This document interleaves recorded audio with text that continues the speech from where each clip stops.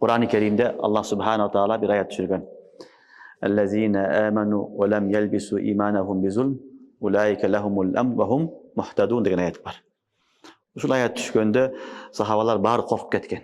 İman keltirgenler, keyin zulüm kılmaganlar, اُولَٰئِكَ لَهُمُ الْاَمْنُ Uşularga amın, tınçlık bolat, bul dünyada ahirette. Ve ulaike humul muhtadun degan ayet düşkön. Düşkönde sahabalar aytkan, ya Resulallah, barımız ile zulüm kılabız degen. Her bir adam bilip bilbe biröge zulüm kılat.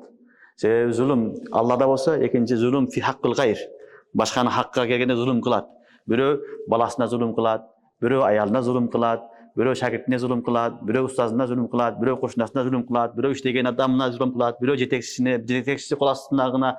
Kıskası dünyada var bir hakkısıga kirip ketet. Hakkısını bar deveyleyit, anın akarat kılat, başka bolat, sözsüz bolat tugan nerse. Oşun üçün sahabalar aytıştı, bu zulüm kılbagan adam yok dedi. Anda kim beşekiret, kim amda bolat dep korkuştu. Ayabay korkkonda Peygamber sallallahu aleyhi ve sellem şulay ayet düşkönde şulay ayette aytkan. İnne şirke le zulmun azim. Al jerdeki zulüm şirk degen. Kim şirk kılmagan bolsa Allah Taalaga, şirk kılbay Allah'ın asına gelgen bolsa, ulaike lehumul amn. Mına oşular amında bolat. Mına oşular tınçlık yaşaуда bolat. Jana mına oşular tuğra hidayatdagi insanlar dep Peygamber sallallahu aleyhi ve sellem tafsirlegen.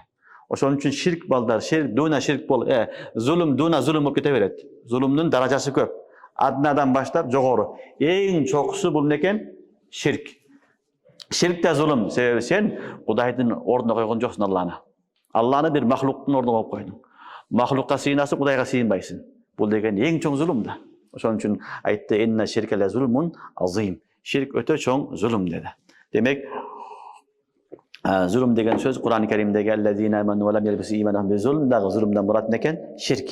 İman keltirişip şirk kılbagan bolsa inşallah ulaike lehumul amn. Allah üçün amn bar, tinçlik bar. Ulaike humul muhtadun. Mına oşular hidayatdagi to'g'ri yo'ldagi adamlar dedi.